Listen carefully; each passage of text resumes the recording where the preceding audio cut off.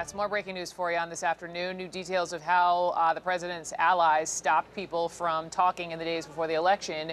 The biggest bombshell this hour, another possible payoff to bury unflattering stories about then candidate Trump. Once again involving the National Enquirer, allegedly paying $30,000 to catch and kill a salacious story from this former doorman of one of Trump's buildings here in New York. That doorman had said after the Enquirer bought his story that he was told it would never run. AMI is the parent company of the magazine. They categorically deny that Trump had anything to do with its decision to yank the story.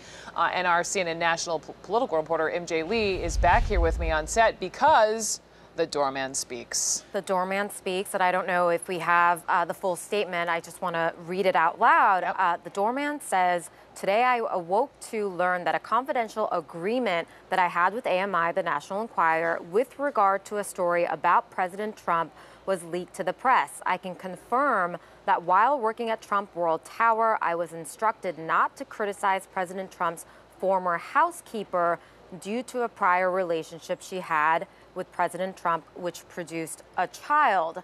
So now we are learning from the doorman some details about what he was allegedly trying to claim in his interview with AMI. And we have some interesting reporting from my colleague Sonia Mogi, a little more about just the agreement and what the ramifications for this doorman are. A source who is in touch with both AMI and this doorman says that according to the agreement, he can speak about the story itself. So the story being that Donald Trump had this love child, but what he cannot do is speak about the agreement with AMI and any money that he may have received as a part of that agreement. Now, I think we really need to be emphatic here that CNN has not verified whether there is any truth to the story that this doorman was trying to sell. And also worth noting that Ronan Farrow, who wrote the article in the New Yorker, he has called the story salacious and unconfirmed. So a lot of sort of red flags pointing to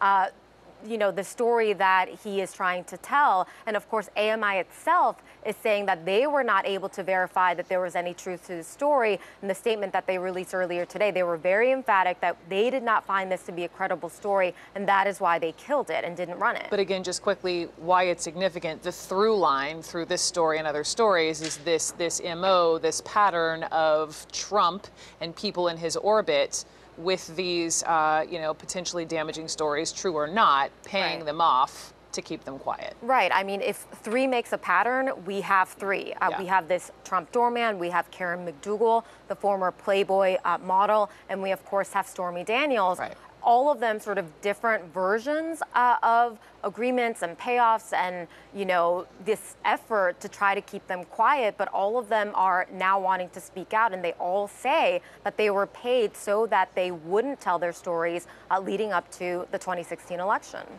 MJ, thank you so much.